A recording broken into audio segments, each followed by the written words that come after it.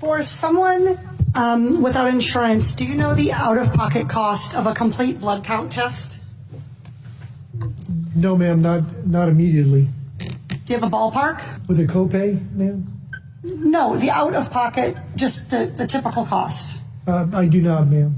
Okay, a CBC typically costs about $36. What about the out-of-pocket cost for a complete metabolic panel? Ma'am, I'd have to pass on that as well. You have any idea? You want to take a ballpark? I would say $75. Okay, 58. Getting closer. How about flu A? The flu A test. Ma'am, again, I would take a guess at about maybe 50. 43. This is like the Price is Right. Flu B. Too high again. I would probably say 44. That's good. How about the cost of an ER visit for somebody identified as having high severity or high threat? Ma'am, that's probably about $3,000 to $5,000. Okay.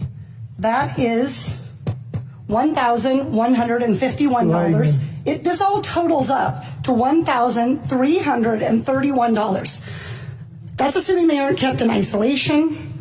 Isolation can add up for one family already, $4,000. And fear of these costs are going to keep people from being tested, from getting the care they need, and from keeping their communities safe. We live in a world where 40% of Americans cannot even afford a $400 unexpected expense. We live in a world where 33% of Americans put off medical treatment last year. And we have a $1,331 expense, conservatively, just for testing for the coronavirus. Dr. Redfield, do you want to know who has the coronavirus and who doesn't? Yes. Not just rich people, but everybody who might have the virus? All of America. 42 CFR 71.30. This provides the director may authorize payment for the care and treatment of individuals subject to medical exam, quarantine, isolation, and conditional release. So, Dr. Redfield, will you commit to the CDC right now using that existing authority to pay for diagnostic testing free to every American regardless of insurance? Well, I can say that we're going to do everything to make sure everybody can get the care they need. No, not good enough. Reclaiming my time. Dr. Redfield, you have the existing authority.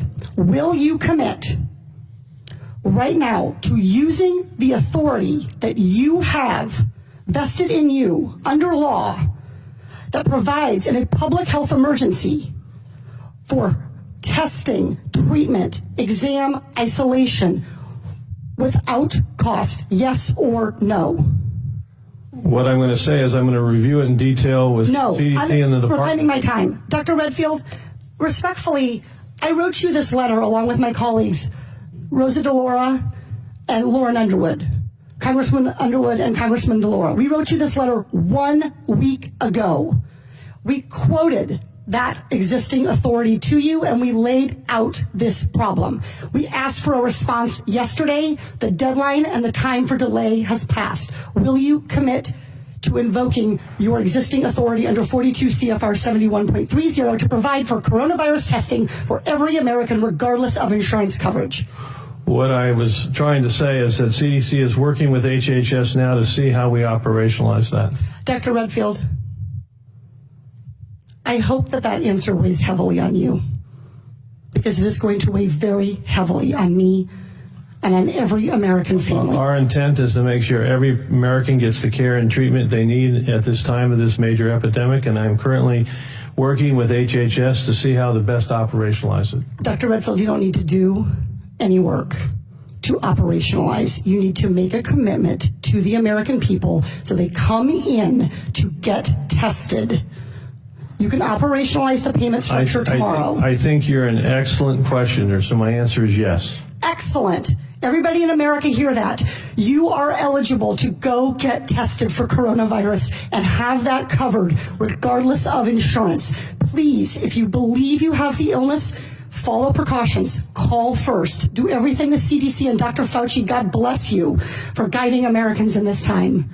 But do not let a lack of insurance worsen this crisis.